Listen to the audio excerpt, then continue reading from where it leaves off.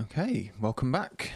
I guess this is the first video since I took a bit of a break where we're going to try and do some quote-unquote real work on the project. Let's see how it goes. It has been a long time since I wrote any Vulkan code, so this may take some doing. So one thing to say, I have done a little bit of tidy up and prep work. To just go look at my commits. What have I actually done? I've grabbed an image, just kind of ready to use as our texture. So we have a little smiley face that we can apply to things. And what else have I done? I've done a bit of refactoring to use the fatal that we introduced in more places, just for consistency. And I couldn't remember what the thing for formatting was, so I've now made little scripts for running and formatting just to save me, and to make them easier if they get more complicated. Right, we might in the future want to like format on run or format on a build thing or have like a debug build. So I figure that just makes life easier. So little boring things that I figured didn't hurt to do off stream. I say stream, we're not even streaming, off video, I guess.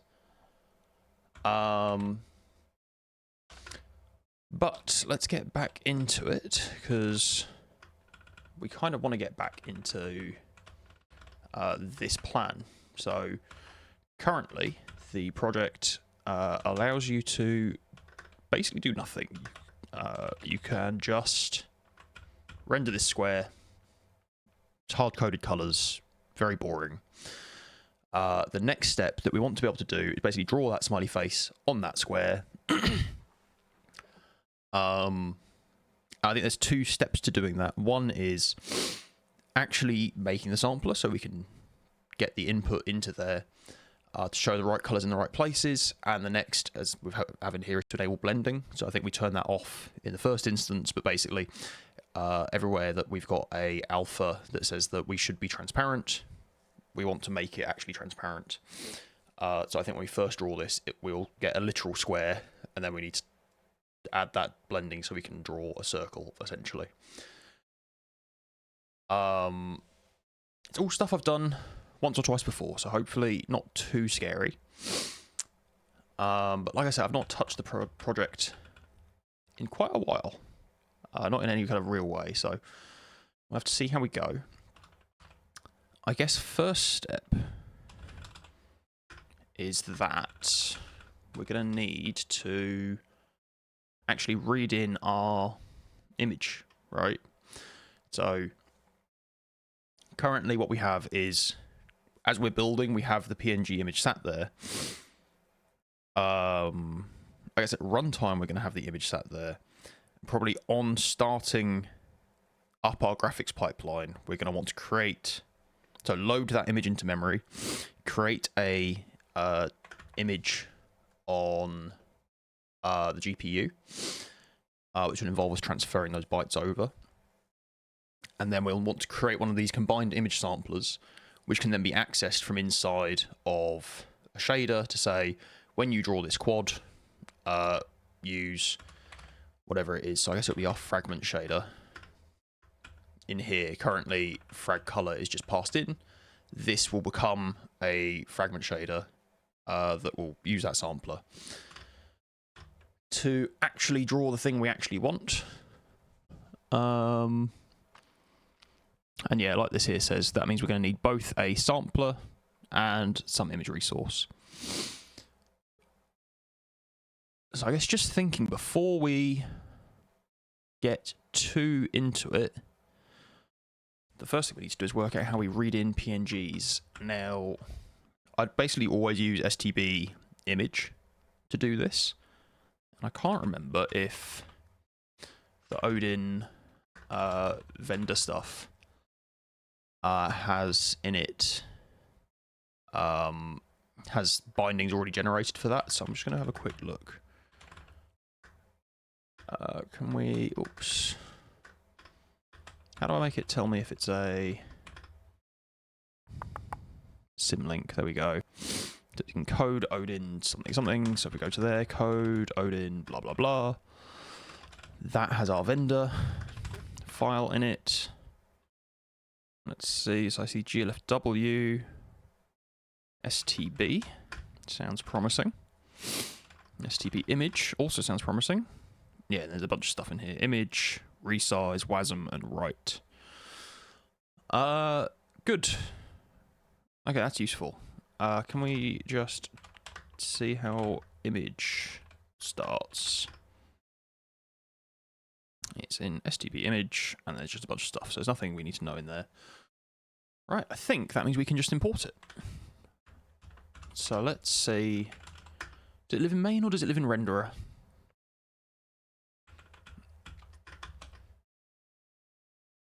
I think we're going to put it in renderer for now. Let's have a texture path. And I can't remember. Oopsie daisy. Lowercase. Smiley PNG. So I think we can just do smiley PNG. And I think we're just going to do this as part of init renderer. So there's a bit of thinking about where exactly it goes. It probably goes after all of this sort of GPU setup, because we're going to need access to our GPU to actually like create the resource that we want. Retrieve queue handle we're going to need, because we're going to need to be able to send the commands, create command pool. We want to come in after all of this, because we're going to need... Is that true? We might need to use commands to send things back and forward. Like to do the transfers. So this might be a kind of natural place to stick it. That's what I was saying here. Create texture image resource.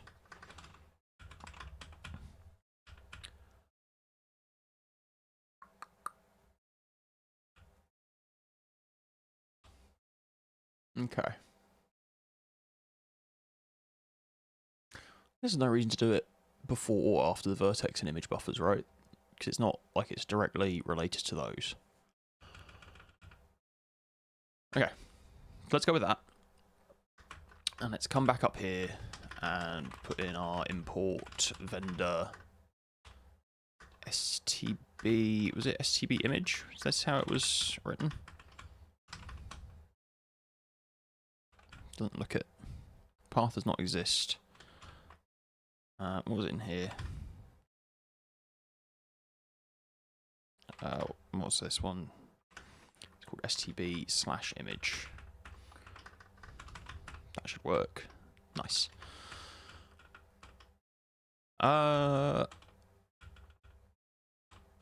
Doot. Oh my god, what did I type in there? That's my image resource. There we go. So I think it might be worth us just Googling. I think all of the Odin vendor packages have nice sites like this that you can use to search them easily. I'm guessing that'll just be like a read. No. They want to say image, all the ones I care about. It's HDR, image free.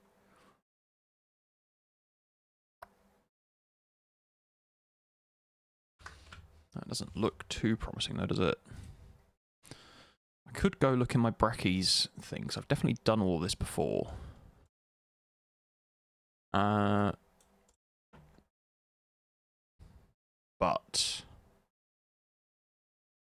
I think there is something to say that it's useful to think it through. It's going to be load, is it? Load as a description, 8 bits per channel interface. Okay, that just links to here. Okay, I'm betting it's load. Is there anything about like PNG? There's write PNG. There's no load PNG though, so that's kind of interesting, I guess.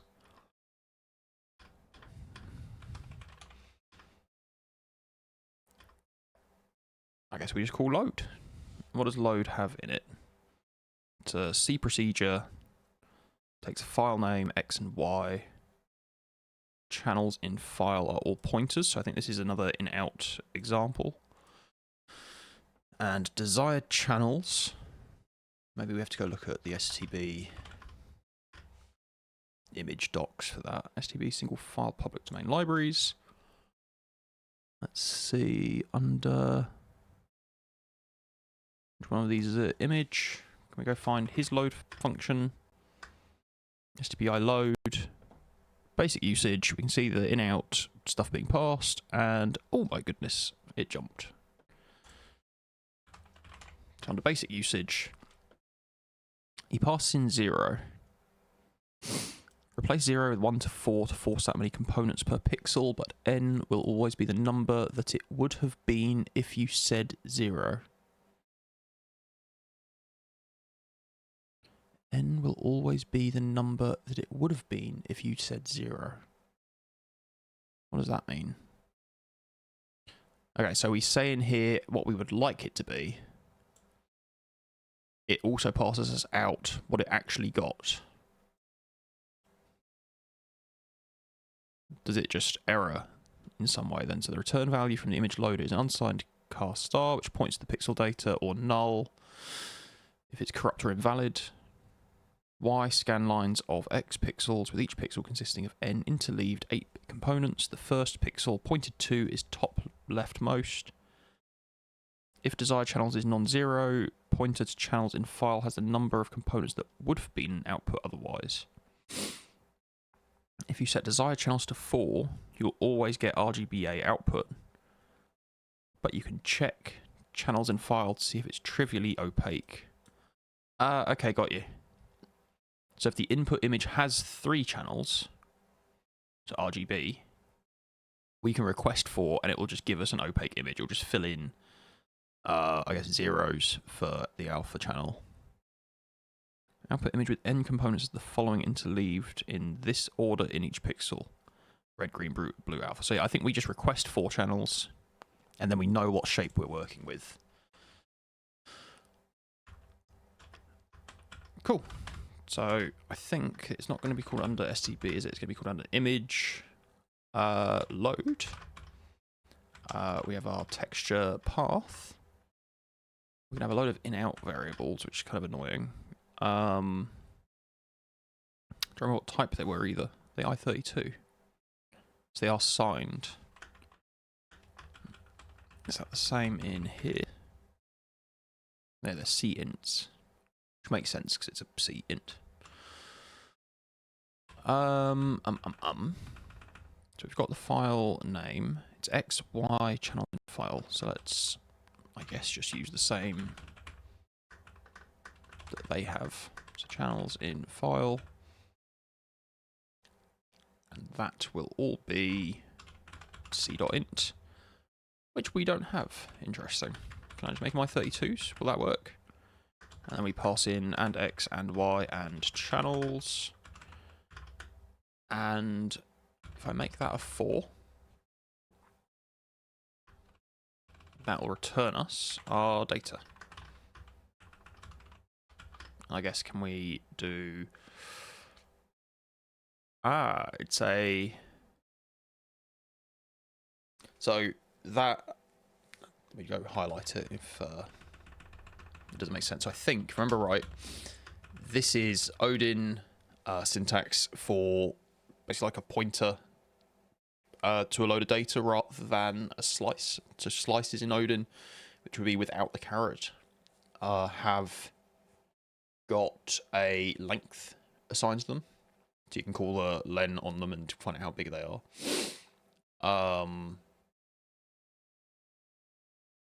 And I think just a pointer isn't iterable, so you can't index into it if it's just a pointer, like you could with C.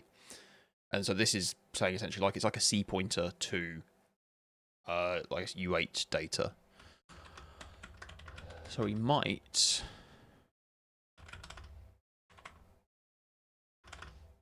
want to turn that into a slice to make it easier to work with.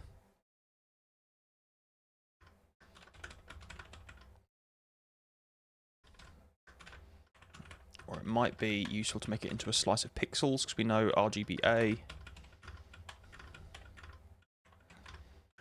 they'll all be U8s. That might be easier to work with for iterating over things.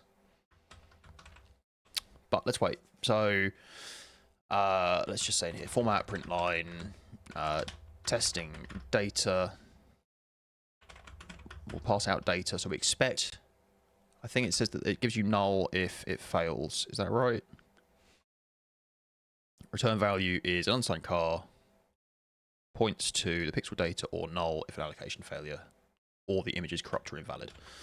So we expect that to be 0 if it fails, and not 0 otherwise. So let's recompile. Testing data. Ah, it is nil. Interesting. I thought that would work. Is it just the path? So I'm assuming this is being called from, I guess, the root of the repo. I guess if this path needs to be from this file, that won't be true. Or maybe it will be. So let's call that again. We've got the default directory, so it is being called from the root.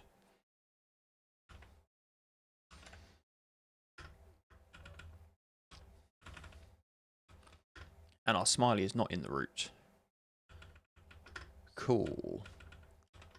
Okay, so yeah, our path is just wrong. So if we just jump to this, my goodness, still not super great with the Emacs key bindings. Yeah, so okay, that reads it in okay. Can we jump back? So that's not useful to us anymore. Cool, so we can read in the thing. We probably want to have some error handling around that.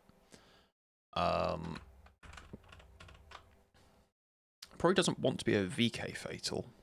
And this likely ends up being pulled out into another file, right? I think I'm going to try, from this point on, like we did that refactor with the Vulkan stuff, to avoid in-out functions and to wrap in-out arguments into Odin functions that just use multiple returns instead.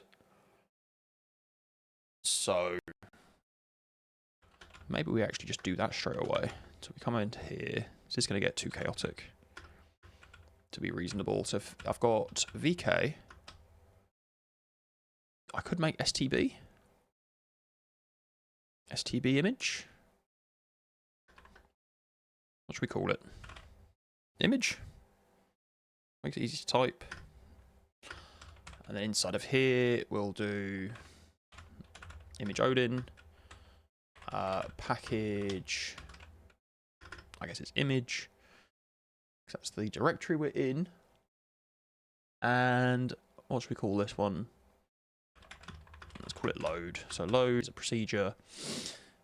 It will take a... Just trying to find where I've got my actual load code. I've lost it. It's down here. So it will take... What's your type? Oh, you're just a constant, so you're not going to give me a nice type. I don't think it's a string. So I think Odin has the idea of a string, but you have to cast to it. I think this will just be a slice of U8s. So if we say... yeah, file path, slice U8, then all those in-outs we don't need, but I am going to have desired channel count as an int, and we will return x, y channels in file, which will all be ints, and data, which will be a... Let's do a slice of bytes for now. Because, yeah, we can't reasonably make it a slice of pixels if we're going to make it general. Because if we want different channel counts, then the output will have to change. Oh, that's a point. We could probably do some clever overloading to make that work, but I don't think we need it. So we're in there. This will want to import our vendor stb image. And what does this want to do? This wants to go X, Y. They're already defined. Data is already defined, so we just do data equals image load file path and X and Y and channels in file. Pass in our desired channel count. Angry. Interesting. And then we have an if.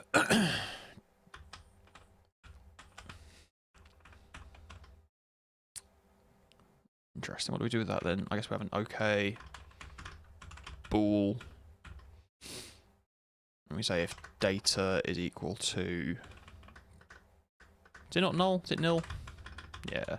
If data is nil, we just empty return, which gives us a OK of false. Else we...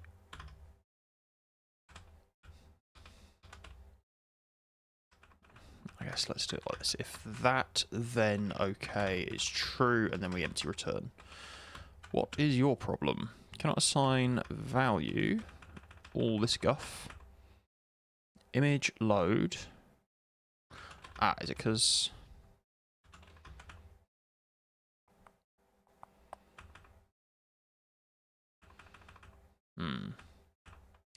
It's because it's a... Yeah, okay, let's go ahead and do that. No bueno. It's because these ints are not a specified size, and it wants specifically i32s. And you, sir, are going to complain you're not a C string, aren't you? Yeah, okay. Probably the easiest thing to do is to make this take a C string because we're interacting with the C file. Is that true? So we can pass in a slice of bytes.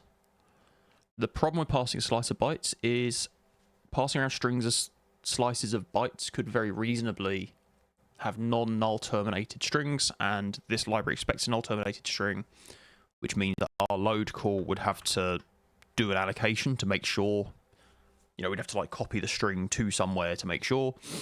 Whereas actually in this case, because it's a constant, like a compile time known constant we're passing in, it can just be known to be null terminated, and the C string stuff makes that all simple. So I think what we would like to now do... Oops. My goodness, where am I? Let's go back to the top. Am I hitting the wrong button? There we go. We're importing VK. Let's also import our image stuff. Come back. This is angry because that's no longer needed. And all of those aren't needed. And now our return type doesn't make sense because it's now going to say, okay, X, Y, channels in file, and data is this. Which is still kind of gross. But I think less gross than in-out, because we had to do this guff anyway, right? It's just that now we can do it in a simpler looking way. And in here, we can now say, I might make a fatal for this as well. And let's go find our VK Odin. Let's yoink that. Pop it in there.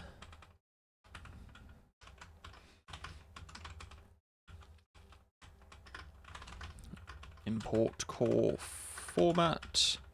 In case we want these to end up being different, I think it's a good thing to say. Basically, I'm going to use a rule that whichever thing is doing the check, right? So if it's an OK off of something in here that fails, we'll use the image fatal. I don't know if they're going to want to behave differently, but they're so short and simple, I don't think it's a problem. We'll say in here, so if not OK, we'll say image fatal.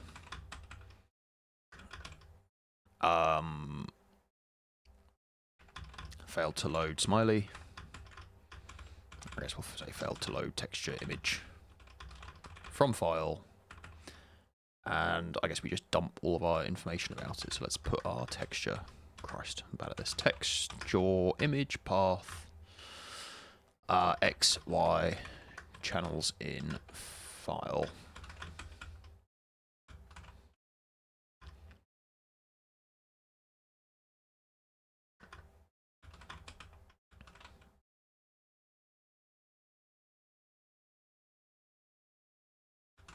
Cool.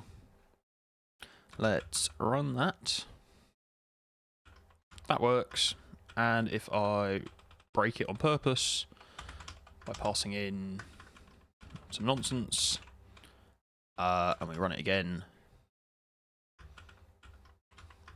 no, it didn't break. Why did it not break?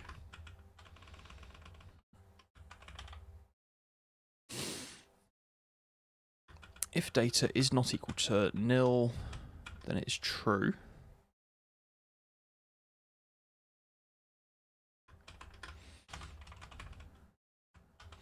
Format print line.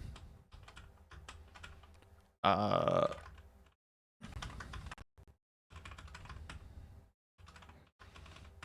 let me go ahead and say in here, this is load.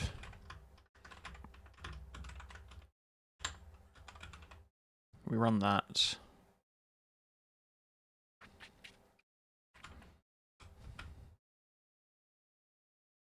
Load is true. Why is load true? We're trying to load nonsense. Because I updated the wrong thing in here.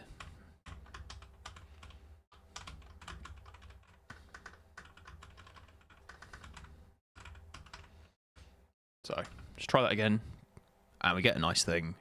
We get an image fatal, fail to load texture image, main smiley ping 000 000. Cool. I think that sounds quite reasonable. So let's put that back. And let's... Oh yeah, it's not tracked yet, is it? So we can't do it via that. Don't care about this. Let's go back to image and remove that line so we're not printing unnecessarily. Stage everything.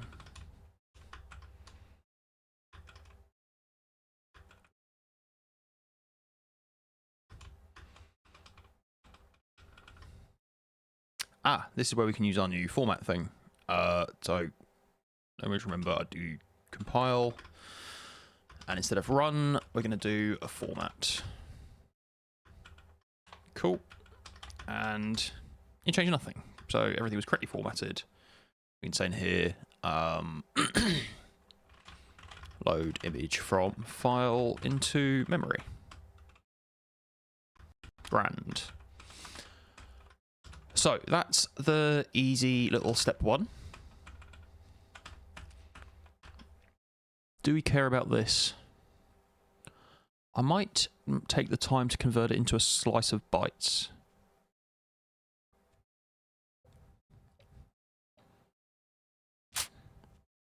Which could be done inside the load. If we've got a slice of bytes, we could write something that casts that to a slice of generic pixels quite easily, I think. Just if we make it into a slice, it'll be easy to iterate over. And I think we're going... are we going to iterate over it? We might be. Okay, let's do that inside of load. Cool. Although I'm going to go quickly grab a cup of tea. So let me just pause the recording and come right back. Okay, cup of tea retrieved. I'm actually kind of curious. I've not used the pause thing on OBS and like really inspected how smoothly it comes back. I suspect actually, as long as I don't move the screen, you probably wouldn't even known. You could have told from the time, I guess. But just in case it causes a jump. What was I doing? Convert data to slice inside of load. Yeah, I think that probably is worth at least a look. So, we would like to say in here, so instead of doing this, we want to return this, and it correctly blows up because we can't possibly know yet the length of this thing. Intermediate feels like the right word, but it feels like a long thing to type out, so I'm going to call it temp data. And then we're going to assign, I guess maybe we fail out at this point. Okay, let's rearrange this slightly. So if temp data is nil, we will early return. Can I use formatting like that? Nice. Because in that case we have failed. And we want to return with the OK set to false. Might even do that really explicitly in case it gets more complicated. And if the OK is false, we don't care what is in the other arguments. The expectation is you should check that. So if you get garbage, you get garbage. And then down here we'll do the same. So at this point, OK is true. We've set X, Y, and channels, so now we just need to set data. What's the right length? It outputs as bytes, and we have desired channel count times X times Y. So let's go ahead and say byte count, I think, should be equal to X times Y times this desired channel count. I think that's what these docs are saying, is that if the desired channel count doesn't match our channels in file, it will basically pad it out. Here, if you set desired channels to 4, you will always get RGBA, but you can check channels in file to see if it's trivially opaque. I wonder if that works the other way. So if you had a 4-channel input, you could set it to only give you 3. You would always get RGB, and you just drop the alpha channel. It'd be interesting to see what it then does if you drop to a grey output. All right, if I feed it in a color image, have they just written a little algorithm to convert that into a grayscale image? Or did it just give you the R value? Right? Did it just dumbly drop all the other channels and just give you the R value as the grey channel? That'd be interesting to have a look at. But I think for us, we have, that's our byte count, then data should be equal to temp data. I think you can do it like that.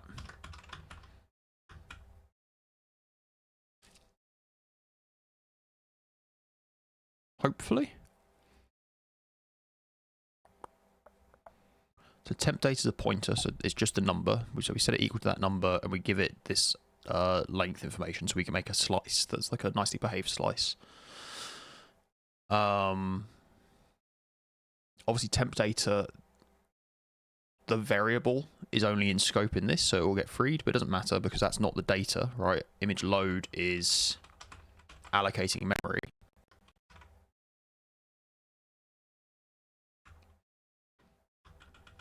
Yeah, I think that should work. And then we come back to renderer.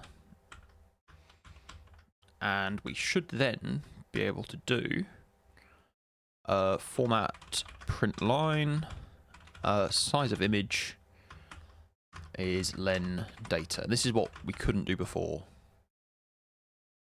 Alright, so what we had before would be essentially the same as if we did this. And that should blow up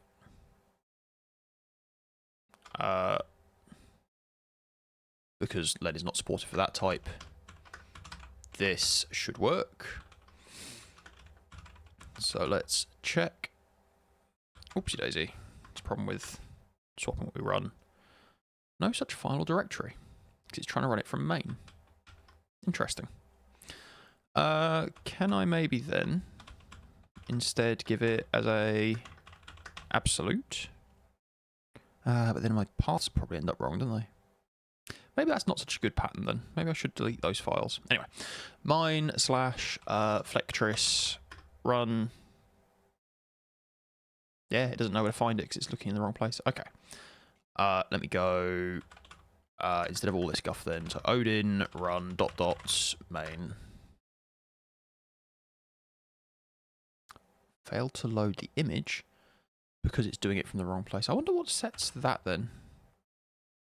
I wonder if that's something I can configure more sensibly. Let me tell it to change directory back to there then. And then, if we do compile, I should be able to do this because it's running it from the right place. There we go. Excellent. And we get 1048576. Did I have a terminal open somewhere? I can probably do this quickly in, whoops, side of Emacs, but I'm not super great within Emacs yet. So let's do ls la grep for smiley 43216, which is not the same as that. I expected that number. Oh no, this number should be bigger, right? Because should that number be bigger? Why would that number be bigger? The PNG is a compressed file, and we've got uncompressed pixel data, so yeah, it should be bigger. And it is bigger, right? It's got 2, 4, 6, 7 digits, and that has got 2, 4, 5 digits. Okay, so that's not a good check. I wonder if there is a good check. We print all the numbers, because pixel data should all be between 0 and 255. So we come in here, and we'll do 4 byte in. I call it data. I've called it data. We'll do format print line B. Let me print all that. If we jump to the bottom of this, and it's still going.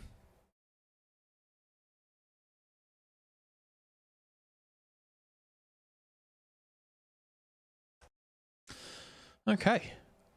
That would have jumped a bunch. I was very rudely interrupted. What was I up to? We were checking this image thing, weren't we? So, it's not broken, which is good news. And it printed a load of numbers. Now, what I want to do is I'm going to have it print, I guess, extra numbers past the end.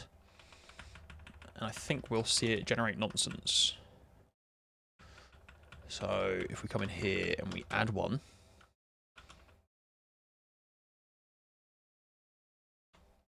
Oh, does that just blow up?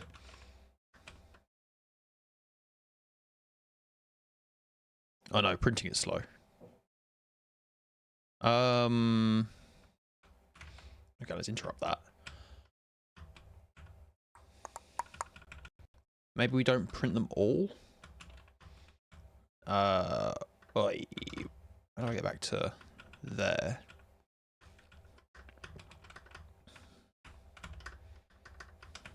Can we do print line B at len? It won't be B, will it? It's called data at len data. So this will print one past the end. And then it core dumps.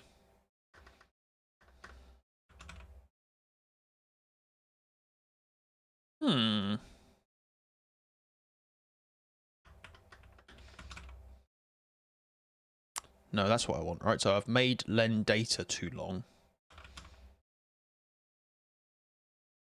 Still get 0.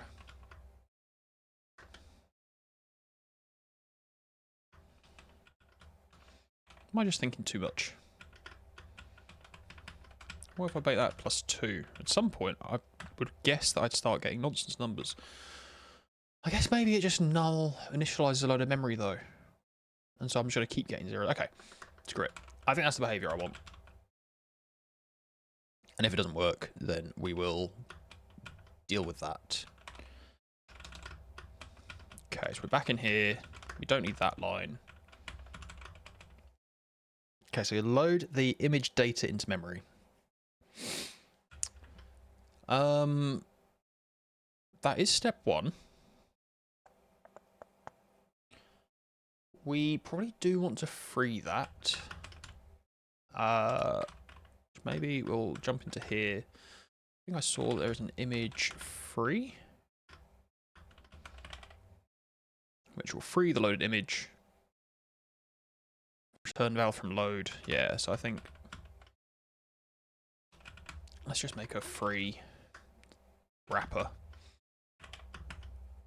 that'll take in data slice u8. I just want to wrap it so that I'm using the same type consistently for the same thing, just to make life as simple as I possibly can.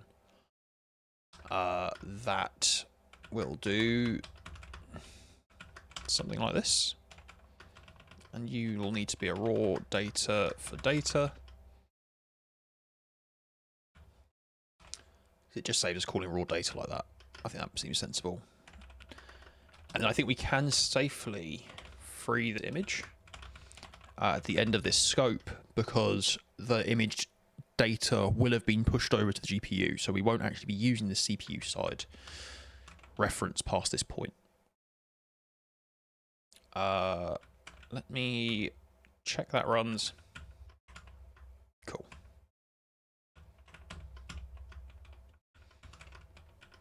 Nice. Oh, have I got more stuff than I anticipated? What is main? Have I ended up with a binary file? I have. Okay, so let's get rid of the binary file. What changes do we have in here?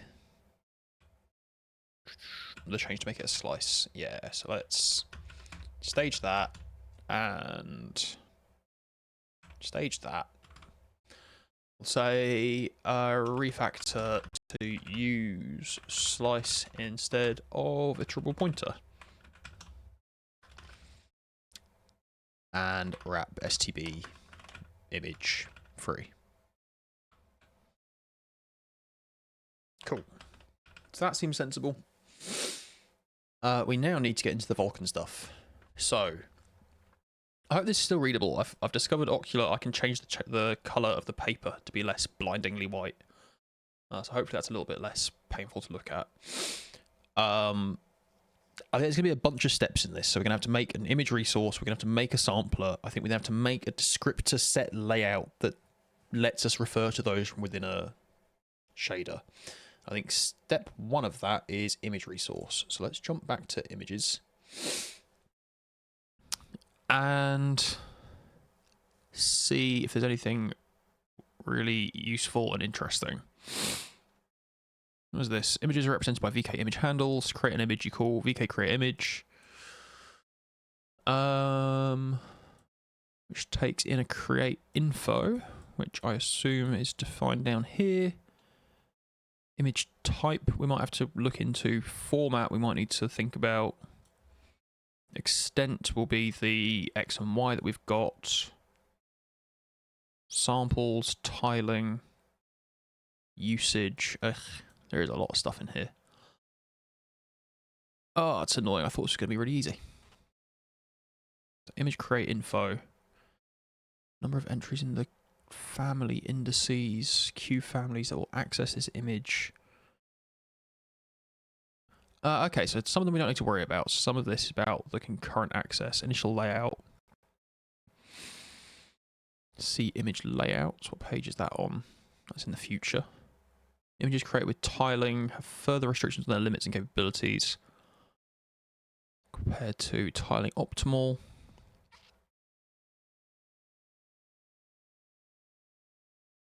And then there's different restrictions depending on... Oh, okay. That seems like a lot. I should really have another look. I think I had a brief look at how hard it is to just build the documentation yourself. I wonder if there's a way to build a documentation but strip a lot of this information out. Because it's not that this stuff isn't useful, but it makes it very verbose. Right? There's just a lot of information per page, which makes it hard to find the bits you actually want. Buffer collection. So yeah, then you get into all the extension stuff that we don't care about. External memory.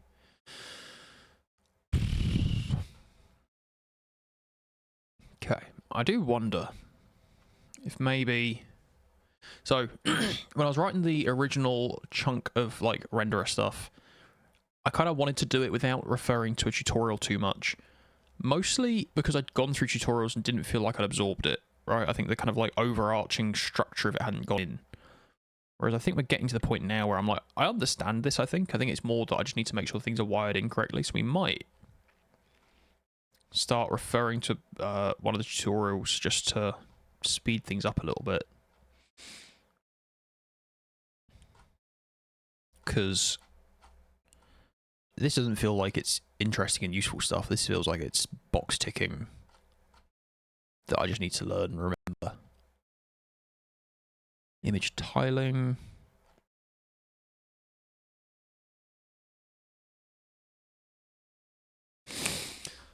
Okay, let's go back up to here. So there was a bit for images. There we go. So we want to make a two-dimensional image,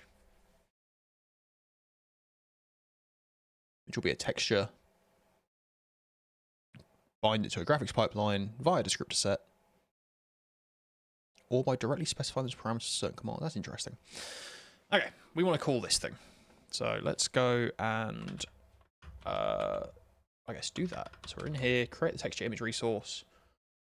We're going to call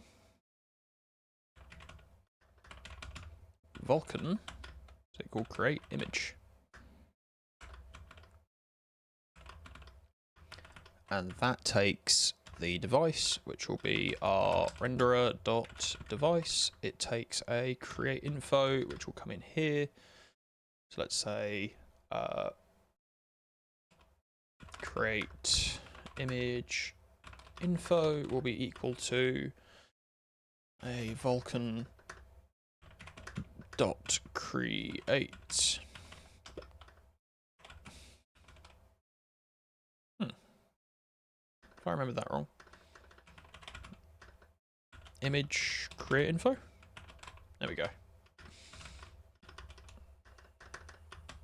And that is all one big to do. Then down here, render a device, a pointer to our create info.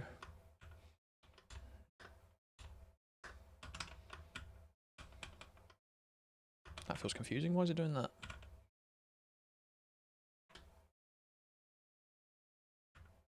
Don't know. We've not got an allocator. And p image is going to be what it gives us. So I'm going to make it a local thing for now. Image is a VK image, and we stick it in there.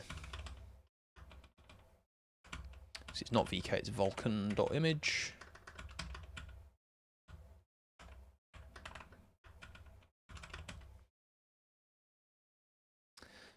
And that probably wants to actually live on our renderer. So move to renderer. I assume you can fail. You can. So we'll go ahead and say create image res. We'll go get that, and then we'll say in here if VK not success, res. Then we will VK fatal failed to create texture image, and we'll pass out res just so that we can see it. I think if we do that now, it should actually error. Maybe that's a useful thing to see. Open run main, gets a load of validation trouble, and then, it's teg faulted. Okay, cool. So it never even gets there, it fails too soon. Right. What goes into our image create info? There's always an S type, so let's go do that. S type is vulkan.create.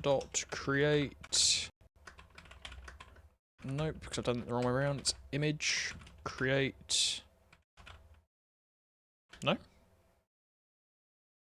S type is the VK structure type. There we go. It's a enum value, not a top level value.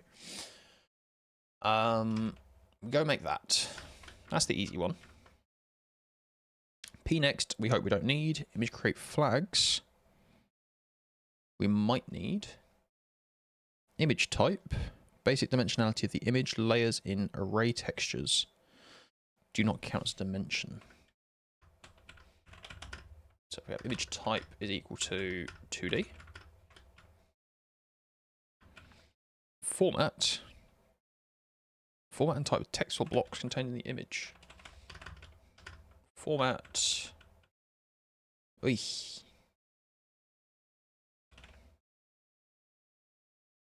Can be undefined. I wonder what that does. Extent, describing the number of texels or pixels in each dimension of the base thing. So I think this one we are going to need. I'm kind of curious actually, is that just the 0 value? It is. You, sir, want to be an extent. No, it needs to be a Vulkan extent.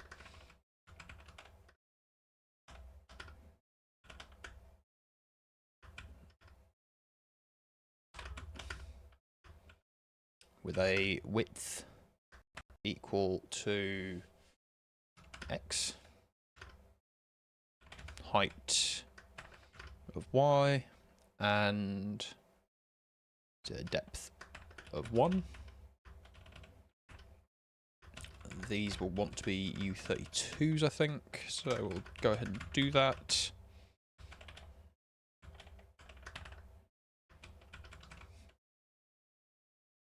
Okay, so we give it an extent. MIP levels, array layers, number of layers in the image. So MIP levels describes the number of things for minified sampling. So I think MIP levels and array levels, I think, are both going to be 1.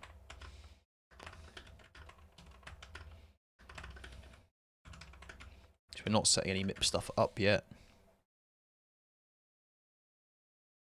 Samples. I'm not sure what the allowed values for tiling is going to be, so we'll just set optimal and see if it works. Sharing mode.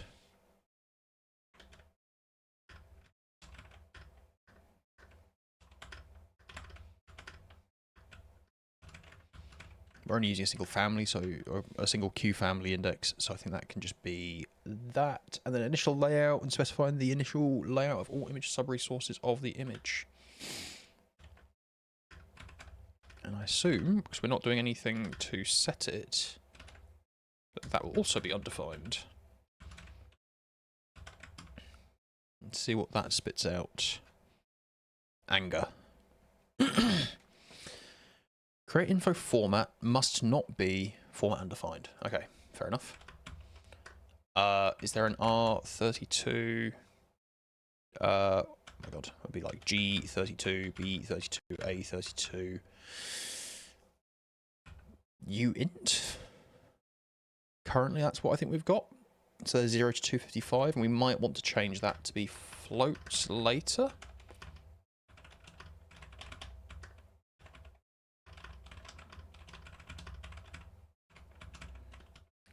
But for now, that's what we've got. So let's just do that. Okay. So it's not crashing out as hard. Create info samples is not supported by this format.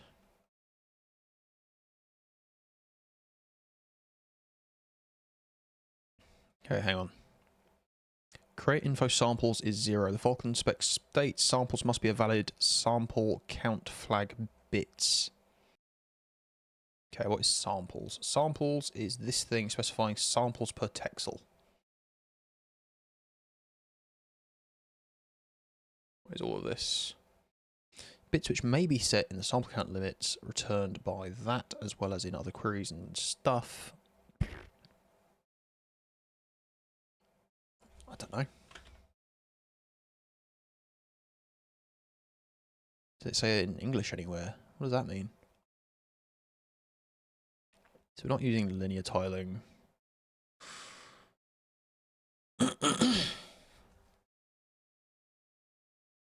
Array layers is 1. Samples is VK sample count 1 bit.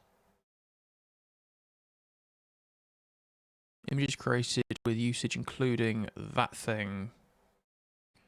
Is there anything in here that tells us about samples? Image creation limits. VK creates samples limited by image creates sample count. What is samples? Samples per texel. Mechanism to anti-alias. Color sample can be later resolved to a single color. Finds rasterization rules for single sample modes in a way that is equivalent to a multi-sample mode. Each pixel has rasterization samples locations associated with it. These locations are exact positions rather than regions or areas. Christ. I don't think I understand any of that. I want to just set it to 1 bit and see if that works. So we come down here, we'll set samples equals 1. Not happy. Why not happy? Because it needs to be a set. So let's try that.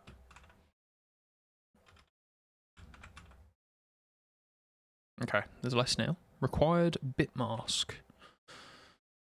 Usage must not be 0. So what is bit mask? It's under usage. Bit mask of image usage flag bits.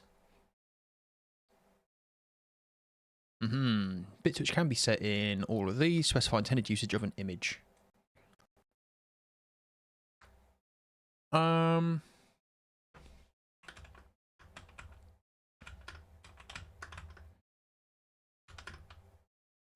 I think you're a set, so let's go like that. One of these texture. No. Usage transfer, sampled bit, sampled.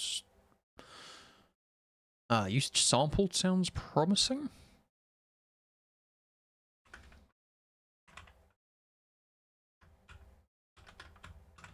So let's try that. Sorry, I'm going to cough. If we scroll down, transfer source can be used as source with transfer command, transfer dest. Sampled specifies it can be used to create a VK image view suitable for occupying a descriptor set slot with sampled image or combined image sampler. I think that's what we want.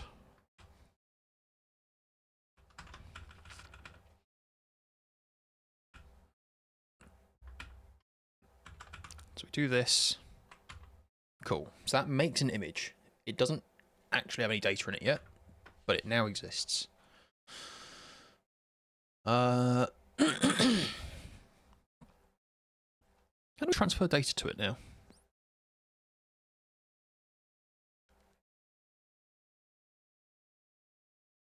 I assume we have to move data over to it before we create an image view. Because the image view is just a view over the data. It has no memory associated with it yet, so that can't be right. Oh my god, keep scrolling. Does this stuff get listed under here?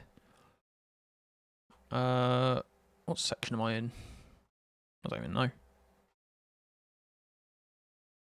Where would image resources be? Images. You have image layouts. No, don't know. Memory aliasing, buffer collections. None of that sounds useful.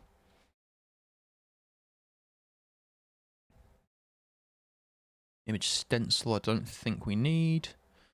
So we keep scrolling. What is this? External memory image. Which again, I don't think we need, so we keep scrolling.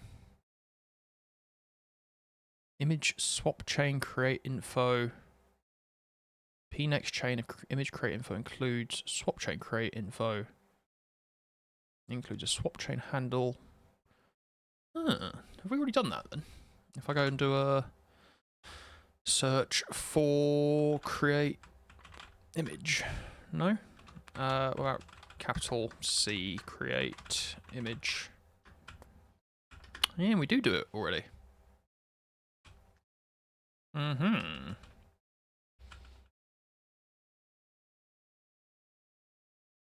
Components. Image view. As for the image view, we don't have to create them because we get them from something else. In here, get swap chain images. Yes, we don't create them. We request them. Something else creating them. I think is what that's saying. Cool. So yeah, we haven't done this before. Back. Oi, where's our actual code? Go find my to-dos.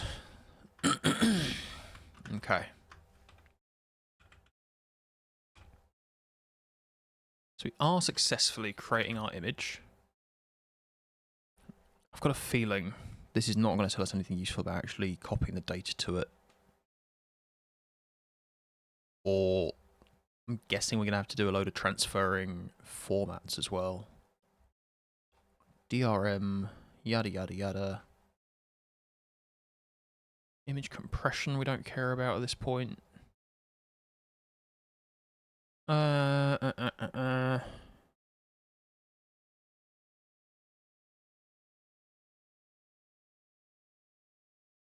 we're down to usage bits. Which again, I think we're just going to make it in the memory web available. I think there's probably an argument for saying this should be a transfer source and then transfer it into faster memory. We might be able to do that anyway, though. Image create flag bits for additional parameters, which we assume we don't care about. Create sample locations, I assume we don't care. Image tiling, specifying tiling arrangement of textile blocks in the image. We just say optimal because we don't need to care, I don't think. To query the memory layout, you can do this. Is linear the return layout is valid for host access? Doot. An image sub-resource. That's something in here. You have a create image. Do you have a sub-resource?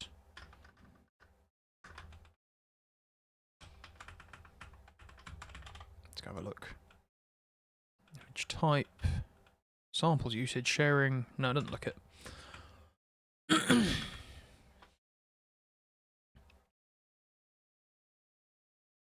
Sub-resource layout. If the image is linear, these things describe the layout of the image sub-resource in linear memory.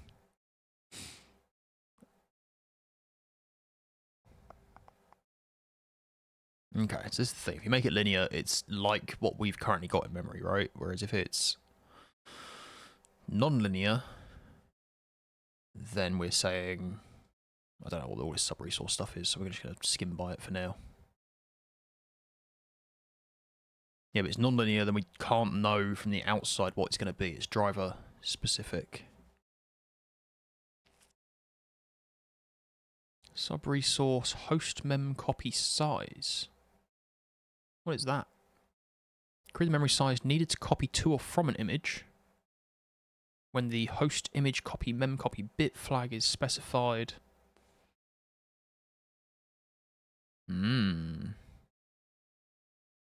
Device image sub-resource. Oh, there's just so much stuff. DRM sounds like it's not something we care about. DRM format. Destroy image. We'll let you tidy it. Image format features. Valid uses of a VK image may depend on the image's format features. If it's tiling linear, its set of format features is the value linear tiling features. If it's tiling optimal, set of features is this thing. Okay. Corner sampled images, I don't think we care. Image MIP level sizing. I don't think we care. And image layouts. Images are stored in implementation-dependent opaque layouts in memory. Each layout has limitations on what kind of operations are supported for image resources using that layout. At any given time, the data representing an image sub-resource in memory exists in a particular layout. This is determined by the most recent layout transition that was performed on that image sub-resource. Applications have control over which layout each image sub-resource uses, can transition an image sub-resource from one layout to another. Transitions can happen with an image memory barrier, like this, or as part of a sub-pass dependency within a render pass. Image layout is per image sub-resource. Separate image sub-resources of the same image can be in different layouts at the same time. When an image view descriptor is accessed on the device, all image sub-resource must be in a valid image layout. Upon creation, all sub-resources of an image are initially in the same layout. Where that layout is specified like this, the initial layout must be either undefined or zero initialized or pre-initialized. Then the image data is interpreted to be zeroed. Host access to image memory is only well defined for linear images and for image sub-resources of those images which are currently in any of the following layouts.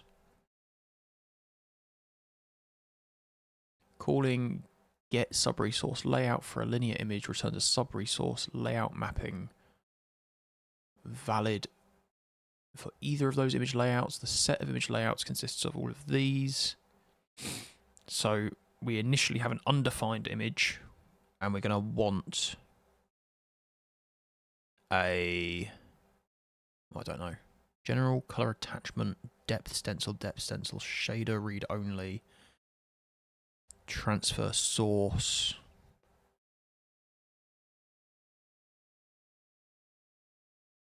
My God, there's a lot of these. General supports everything. Layout zero initialized. Attachment optimal specifies a layout that must only be used with an attachment. Accesses in the graphics pipeline. So that sounds like what we want it to end up at. So we're going to have to make a temporary image that is undefined, transfer data over to it, and then make a new image that is in the... Oh, I guess you just transition the layout though, right? You don't have to make a new image. Layout of each image sub-resource is not a state of the image sub-resource itself, but is rather a property of how the data in memory is organized. Thus, for each mechanism of accessing an image in the API, the application must specify a parameter or structure member that indicates which image layout the image sub-resource is considered to be in when the image will be accessed. For transfer commands, this is a parameter to the command. See clear and copy commands. For use as a frame buffer attachment, this is a member in the substructures of the render pass create info. We have one of these, don't we? Interesting. For use of a descriptor set is a member of the descriptor image info. See descriptor set updates. Most copy commands have to do about it. An application can copy buffer and image data using several different methods. All copy commands are treated as transfer operations for the purposes of synchronization barriers. All copy commands that have a source format. So copying data between buffers. Copying data between images. So we look at this one. Source image, dest image. So at that point though, we already have to have an image. How do I get the data into my image in the first place? I was kind of hoping this images bit would tell me. We're already through it into image layouts though. Resource memory association? Sounds promising, doesn't it? Okay, let's have a look at that. Resources are initially created as virtual allocations with no backing memory. Device memory is allocated separately and then associated with the resource. This association is done differently for sparse and non-sparse, so we are not sparse. Non-sparse resources must be bound completely and contiguously to a single VK device memory object before the resource is passed as a parameter to any of the following operations. Okay, so before we can create the image view, we must bind memory to it. This sounds like the right bit for us at the minute then. So, and this means it's probably not actually different than what we did with the buffer. In a logical device representing more than one physical device, that doesn't sound relevant to us. Each such replicated thing for sparse resource, for non-sparse resources, each instance can either be bound to the local or a peer instance of the memory, or for images can be bound to rectangular regions from the local and or peer instances. When a resource is used in a descriptor set, each physical device interprets the descriptor according to its own instances binding to memory. When a resource is used in a descriptor set, each physical device interprets the descriptor according to its own instances binding to the memory. To determine the memory requirements for a buffer, call this thing VK get image memory requirements. Cool, I think we need to call that. Go on. I need a wee, so I'll be back in a second. Okay, and I'm back again. We're gonna get this image memory requirements thing. So let's come down here and say, do we literally just call it? It can't fail. So let's go ahead and do vulkan.get image memory requirements. It takes a device, an image, and a pointer to memory requirements. We'll tidy all these after, I think. So let's come in here and we say image memrec, which will be Vulkan memory requirements. And we call you with renderer.device. We'll use our image and a pointer to you.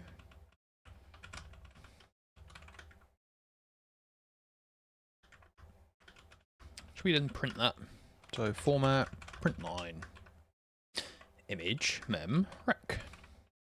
Let's see what that gives us. Memory requirements has a size, an alignment, and a memory type.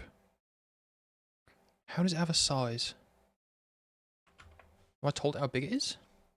I have told it how big it is. Yeah, okay, that makes sense. 4194304. Is that the same as what I got up here? What did I call this? I called it data. Create the thing. Defer free data. So can we also do a len on data? So that'd be a good sign. And we'll run that.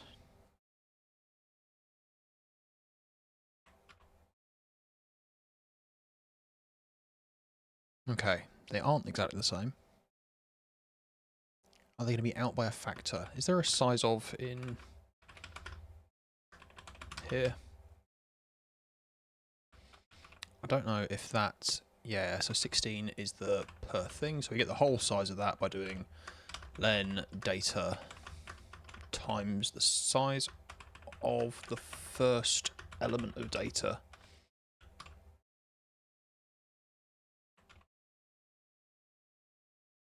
Memory requirements. Is that out by a factor of 4, is it?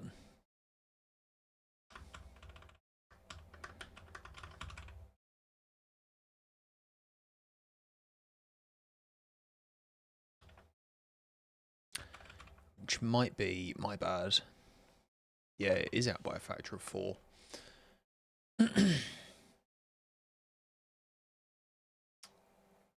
Width, height.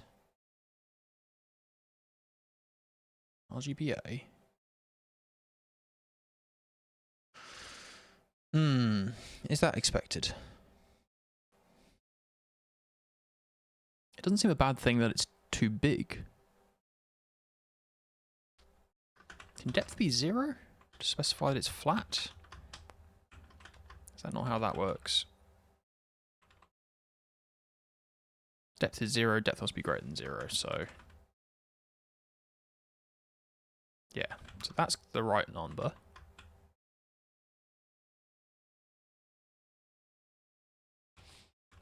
So why is that 4 times that? So length of data is the number of pixels. Size of data 0. Well, let's just check. I think that should be 1. Yep. So each of those things is a byte. So actually, that's not even a useful thing to have in there, right? Because each of these is a byte. So len data is the number of bytes in my image.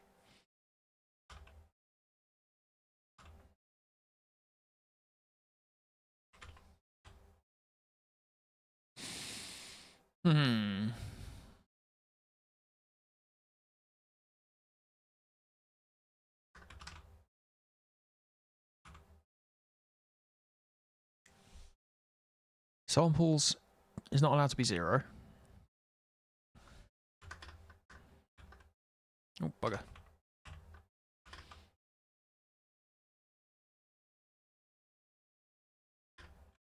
What happens if I give it a bigger number? Then the number just goes up, right? Which I guess makes sense, because it would have more data per pixel that it's taking in. Am I just being really stupid?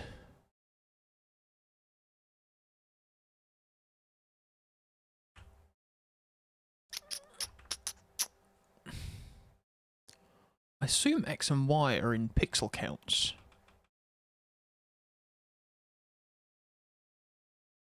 Which means len data might be wrong. Is that true? Would I be looking in image? If I'm in here. If X and Y is in pixel counts. Yeah, then channel count and each value. Hang on.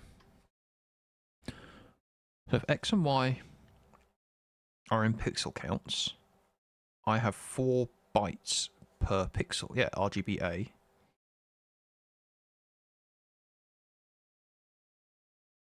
So the factor of 4 there. Desired channel count.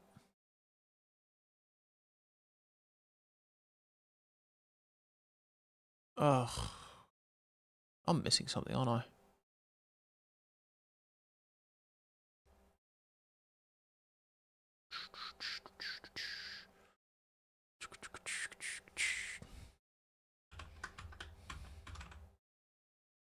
Oh yeah, if I do something like that, does that just crash?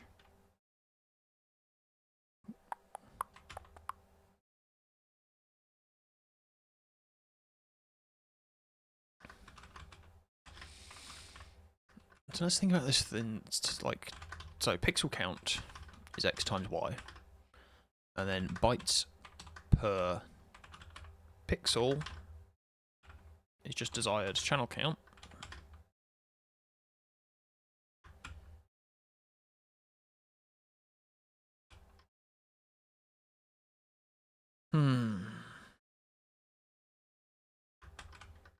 And shit, just gets back to the same place.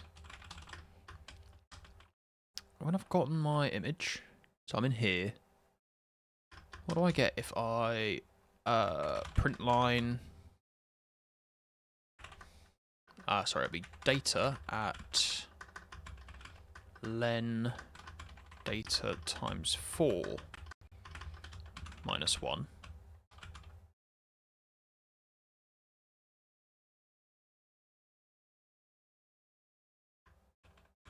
Wrong question to ask, isn't it? So, this should not work. Yep. That should work. And what if I go back to IMG,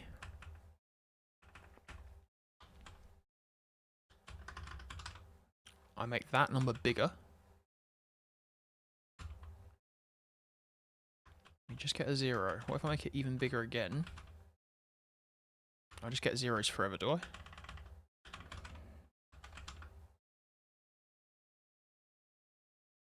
Invalid slice into... Oh, okay. If you make it too big, it'll just not exist. Yeah, it wraps around. Okay.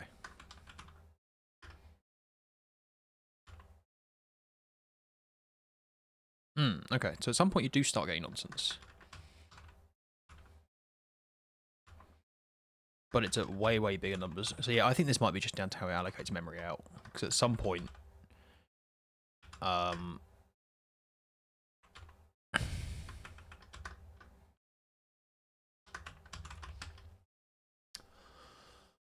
but then why is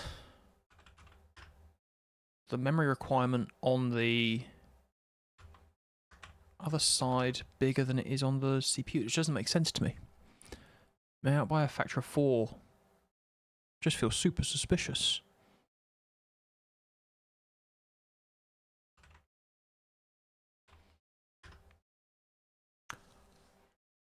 So I guess one thing to do is copy the data over and then look in render doc, right? And if we're just getting a quarter of the image, we know we're out by some amount. I think that might be the move. Because currently we can't actually see what we're getting. So, let's not get too sidetracked. Let's get our image memory requirements. And then you have to get past all of the extension methods that do variants of the same thing. That gives you your memory requirements, size in bytes, memory type bits, bit mask, precise size of images that we bound to external Android hardware, yada yada yada.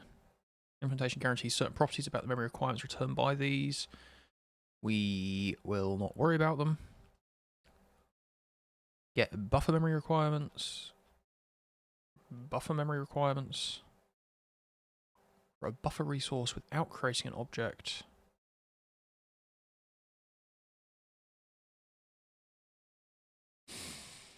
Can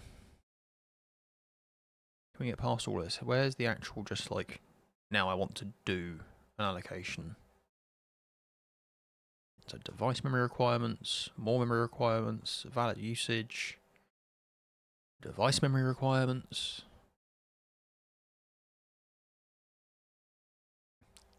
QCOM extension, dedicated requirements. There we go, bind buffer memory. To attach memory to a buffer object, you have to do that. And there'll be a similar one for an image somewhere. Bind buffer memory, bind memory status, bind image memory. To attach memory to a VK image object created without the create disjoint bit. You need all this stuff. So bind image memory, which will take a device memory that we've not allocated yet. So let's go ahead and say image mem will be a VK dot device. Not VK, sorry, Vulkan device memory. which is to do allocate this. We'll work that out in a minute. Once we've got that though, we can then call this bind. Takes device image, device memory, and device size. Sorry, takes an offset. Offset is the start of the region. So ours can just be 0 because we want the whole thing. So vulkan.bind image memory. That's not useful. Let's jump back to here then, so it'll be renderer dot device. It'll be image, which is our local thing that we're holding on to, and then our memory in there 0. Bind image memory can fail, so let's come back here, and this rings a bell, right? We saw a bunch of these bind res things in our buffer chunk. So actually that's a fair point. Once we get to the end of this bit, I think we probably want to go back and refactor this and our buffer stuff to pull out stuff that's shared into a nicer, easier to reuse set of logic. But we're not there yet. Failed to create, or failed to bind image memory, which we should currently hit because there is no memory there. We can always jump to device memory. Is there anything in here about allocating that? There's going to be loads of stuff in here about other versions of binding memory. What is this? Bind image memory info contains members corresponding to the parameters of bind image memory. What?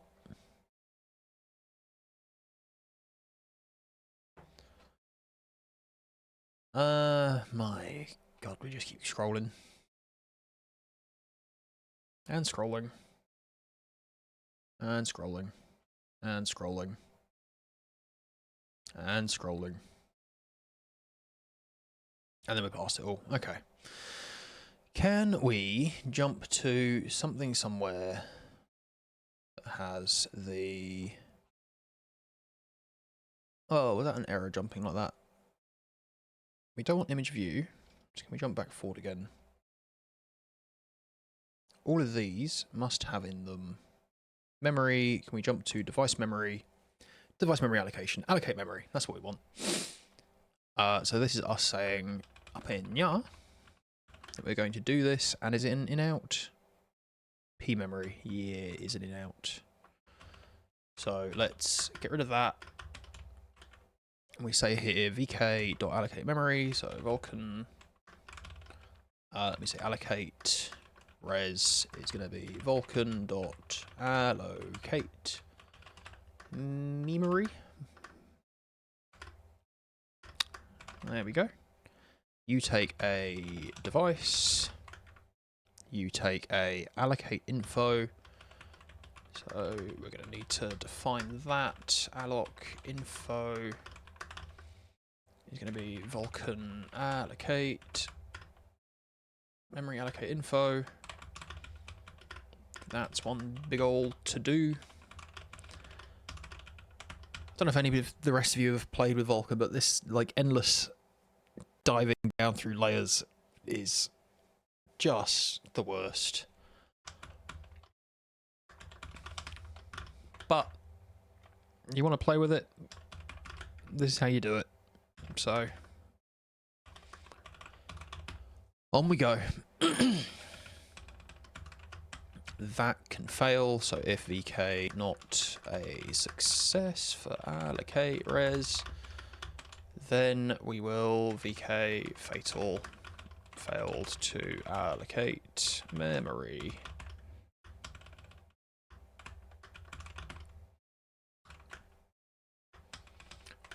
Then we want to go and see this allocate info. Pop. Why can't I jump to it? Which nicely just takes a size and a memory type index. I don't know what memory type index is, so we have to go look at that. Ah, is it on our requirements? Okay, so type we can do, so S type is equal to a dot mem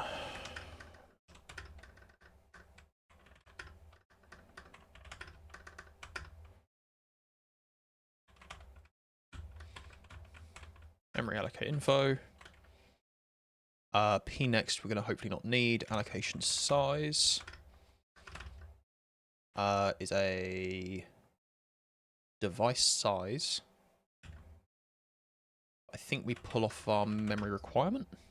Memrec dot size. And then we need this memory type index, which is an unknown. What are you? Index identifying a memory type from the memory types array of this thing. Physical device memory properties. Get you memory types. This thing is an array of VK max memory types. Structures describing the memory types that can be used to access memory allocated from the heap specified in memory heaps. Oh my god, why is this so hard? What do we do? We definitely have other calls to this allocate memory thing. So can we go and have a look? What do I need to call? If I grep for allocate memory, then I can go to the next one. Where's your allocate info? You take a memory type index. Oh my god, we've already done all this and it's a pain. It's not exactly the same, so you have to do this one for the buffer memory requirements. This might be the same though, so we might be able to reuse this. Memory properties. Desired memory type properties. Oh, that's why, because it needs to know if it's host visible and host coherent.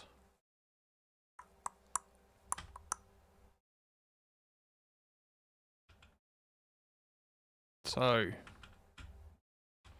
we're going to really grossly just yoink that.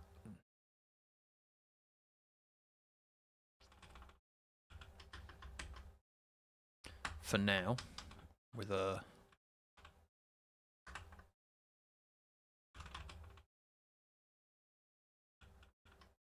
Oh, hang on. Let me go back to here. To be like... this is copy pasted at least 3 times. Refactor it into a reusable thing. I'll just say refactor. I think future me can hopefully understand that. We go and get memory properties, memory type index, and then hopefully we can just use memory type index down here. Memory type index is the wrong type. Can we cast it to a U32?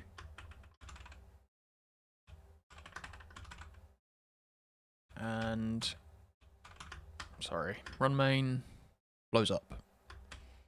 Memory requirements is not defined. What is memory requirements meant to be? I've called it image memrec, so we come in here. In fact, let's do it the other way around. So we come up here. Memory requirements is all this stuff. That is also memory requirements. Can I do the same Alt-G-N? Oh, that's nice. We'll go ahead and say memory requirements in here as well. Okay.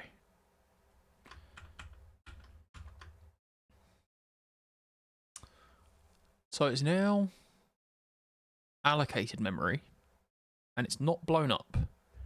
We've not copied memory over yet, though. I think the move might be to go and look at our existing vertex buffer stuff. So let's go on this one and we'll scroll down. So a lot of this stuff is reused. There we go. So map the memory. Yeah, this is it. So you have to map memory to get a pointer so we can refer to the memory on the GPU from the CPU.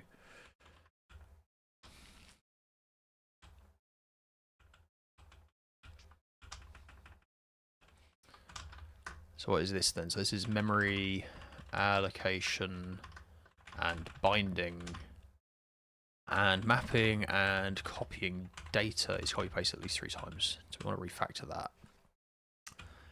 But I want to see it work first. I think here's my vague plan. Let's see the smiley face drawn first, and then we'll go back and do this tidying and make it easier. Because I think we're going to end up with a bunch of logic around. Obviously, when we've got an actual game, we're going to have more than one texture to apply. So we're going to have something set up to make textures. Hopefully not dynamically, because I think our game will be small. So we might just have this all done on initial load, at least at first. But yeah. So in here then, we would like to say map res is going to be Vulkan map memory. And we'll do all of this stuff. So renderer, device, renderer. We're not putting it in the renderer yet, are we? So in here, I would like to say, what would I like to say? Vulkan map memory. So I guess this is mem, is it?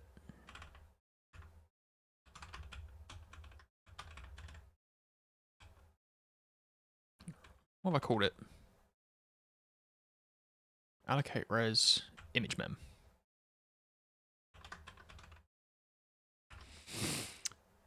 I think that's an offset. And then cast to Vulkan device size, Vulkan.whole.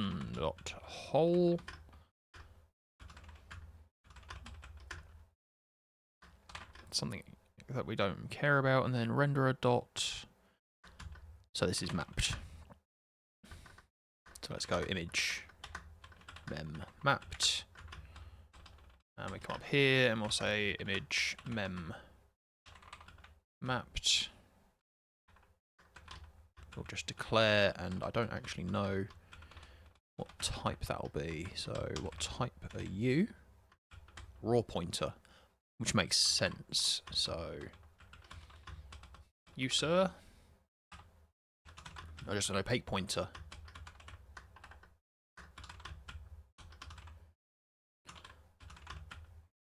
Right.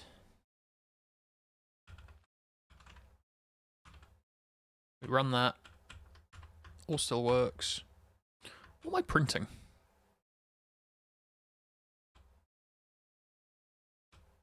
I'm still printing something.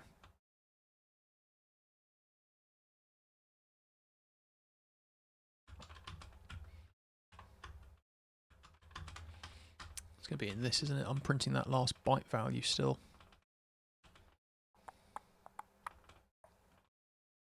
Image, Vulkan, yada yada yada, format print line. So let's get rid of that.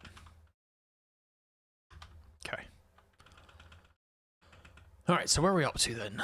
Image mem wrapped, we do the mapping. That can fail, so if VK not success map res, then what do? We blow up. VK not success map res, VK fatal failed to map image memory. How about that? And again, it's currently working. So next is copying, which just looks like that. So we're in here. Going to just call intrinsics mem copy. They are non-overlapping, so that's a non-problem. Then we want our pointer, so image mem mapped. We want a raw data. Is it just called data still? And we're going to do size of I guess the first thing in data, just in case we do change that, because we could in the future.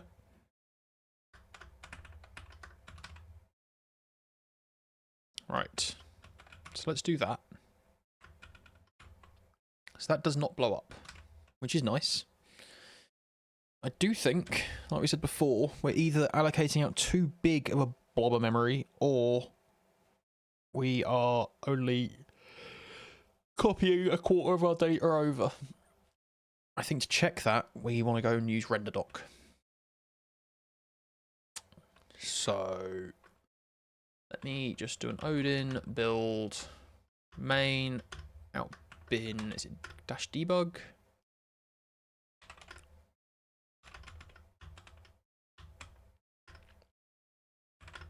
So we do all that.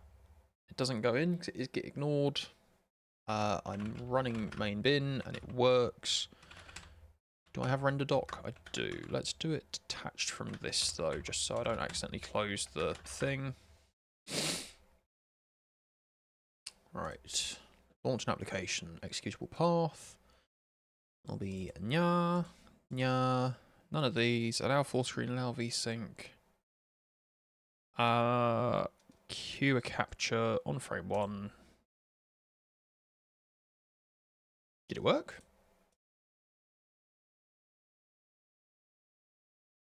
Doesn't look like it worked, does it? I don't see any error messages either, though. Oh no, that's not a good sign. Let's not queue a capture then.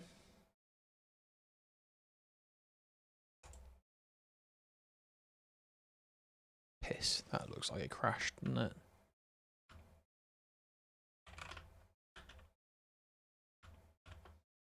Okay, I'll tell you what, let's go in here. Let's run it there. And then we'll see any errors that come out, right? So we do this. Executable is main bin. No command line arguments. We allow all of this stuff. Launch. No. Weird. Capture a frame to analyze. And resource inspector. Why can't I see images? Because it's not been bound to a swap chain. It's not being accessed in the graphics pipeline. Is that why? No errors and warnings. Okay. What does that mean then? I assume this will just be something else, right? Parent, swap chain image. Swap chain image. Yeah, so that's not us. So I mean, I'm not going to be able to see it in here until it's actually being used. Okay. That's mildly concerning then.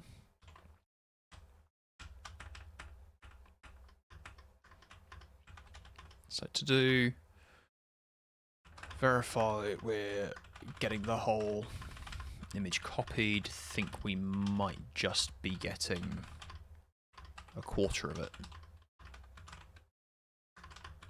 Or we're allocating more room than we need. More memory than needed for the image.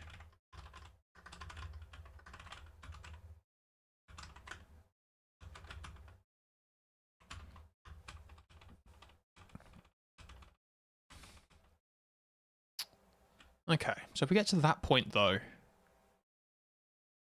the image now exists, right? So we've then created our texture image. We would still need to make it into a... so we then need to make an image view, which means all this stuff needs to be rearranged onto the renderer. Okay, I think we might want to do some tidying before we keep ploughing on. I was kind of hoping to verify it had worked before we got too deep, but I think we're going to make too much of a mess. Alright, so what's left to do? We've copied this over. Did an undefined image layout. I think we're going to have to do an image layout transition, which will be like a one-off command that we run. So yeah, so I think there's a bunch of tidying to do.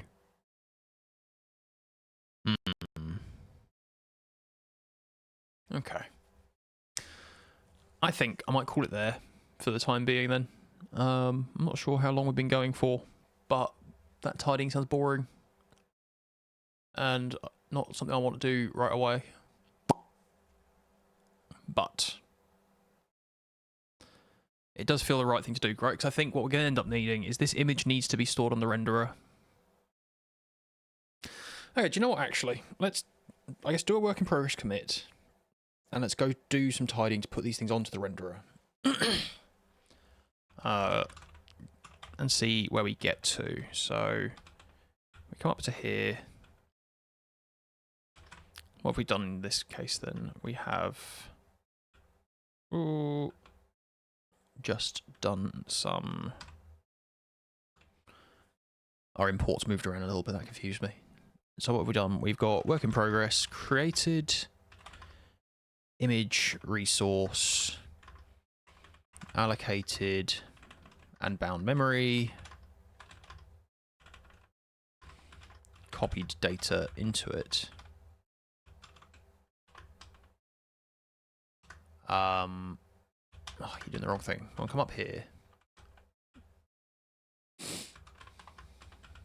Let's close that. Let's have a think about how we structure this. So on our renderer, we've got our device, got all this other guff. You want to call it texture? So texture image for the Vulkan image.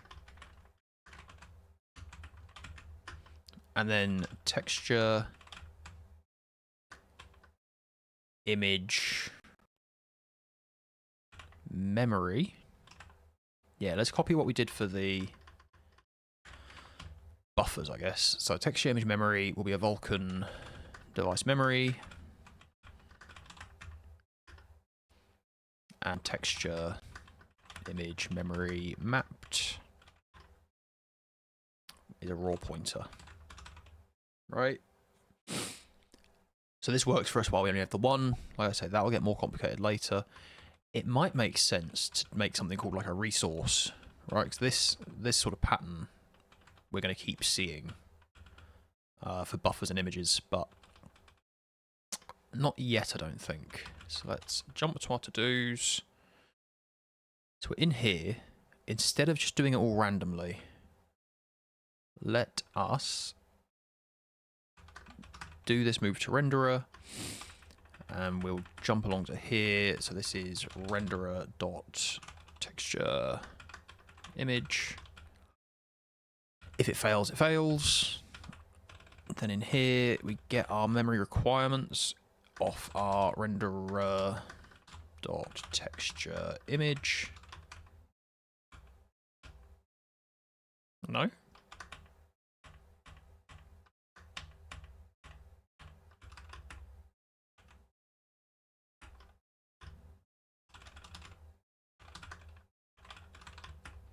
Like that. Memory requirements can be local. To do all of that stuff that gets repeated is going to be an issue later, but not right away. So let's deal with that in a bit.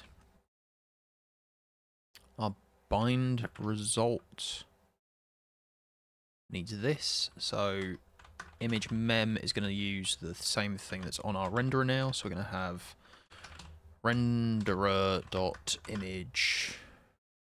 sorry, it's going to be texture image memory.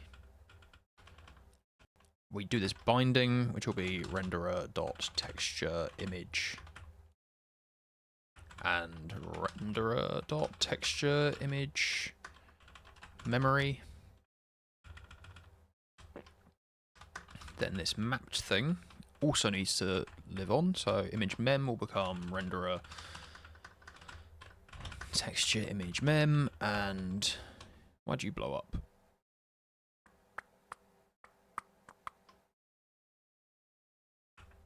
Memory, not mem.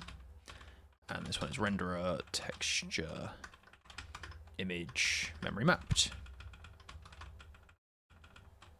We want to do our copy. That will now also be to this thing, renderer texture image memory mapped.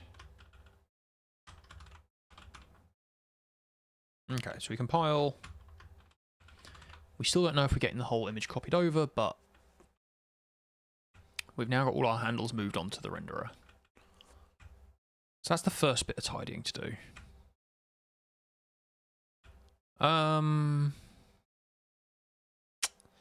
Yeah, I think we're at another refactor point. I think we want to go back, tidy this binding and allocating. I think we've got stuff where we're transitioning layouts as well, so maybe that's a useful thing to go and look at. They're called transition, memory barrier, transition to this. It's an image memory barrier. Yeah, so I think we're going to need something like this that takes an undefined and switches it to one of these like sample. No? Undefined general color attachment shader read only. I think.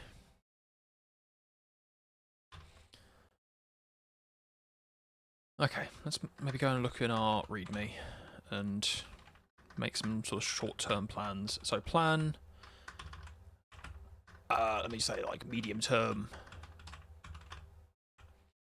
is actually this probably wants to come up above that, right?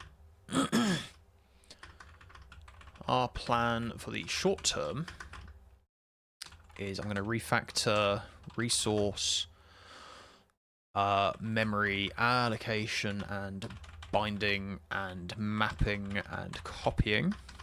It's done in buffer creation and image creation.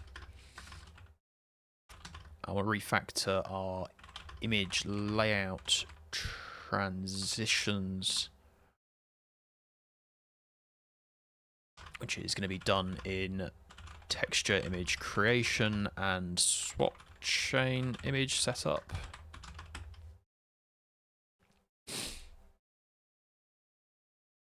Is that all of it?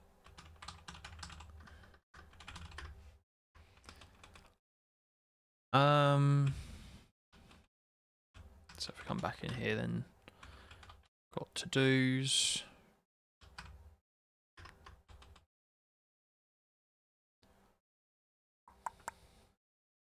This is all gross, right? We don't want to be doing this repeatedly.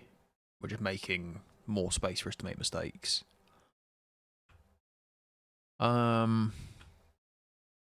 Creating all of that. Yeah, no, I don't think there's a sensible way to go on without sort of taking a brief refactoring trip. Okay, index, buffer, memory, and bind it. Which hopefully makes all of this that little bit easier to read. I will add as well, so then in here, I think in our short-term thing, so at that point, we can then create our image view, bind it to the graphics pipeline, and check in render doc that we've got the whole image. Okay. Like I said, I'm not really in the mood for dumbly refactoring stuff at the minute, so I think I'll leave that for another day. But I think that sounds a sensible plan. I think it makes sense to go off and do that now. And to be fair, actually, I think this comes back to my point about not wanting to just follow a tutorial. Because like I said, I've written this same chunk of code over and over, but I think just following tutorials, I've never stopped to really think about it. And I mean, maybe it's really obvious. I hope it's kind of obvious. I'm kind of struggling a little bit to remember what I need to do. So this kind of pause and think and do it yourself is definitely slow, but I don't know, it's going in. If you didn't care about learning it, you would go and use a framework anyway, right? Like you go use Raylib or something else. We're doing this from scratch to learn how these things are put together. So this is part of that. So it is what it is. It's going to take us a while, but hey, we're having fun. At least I hope we are. Maybe it's that. I think I've heard the idea from people who do very like long distance running. They're like, there's type 1 fun and type 2 fun. And this is type 2 fun, where it's not fun while you're doing it, but you'll look back at it afterwards and be like, ah, yeah, I'm glad I did that. So, hey-ho. All right, I'll catch you next time I get the hankering to do a bit of dumb refactoring then. Yeah, have a good one.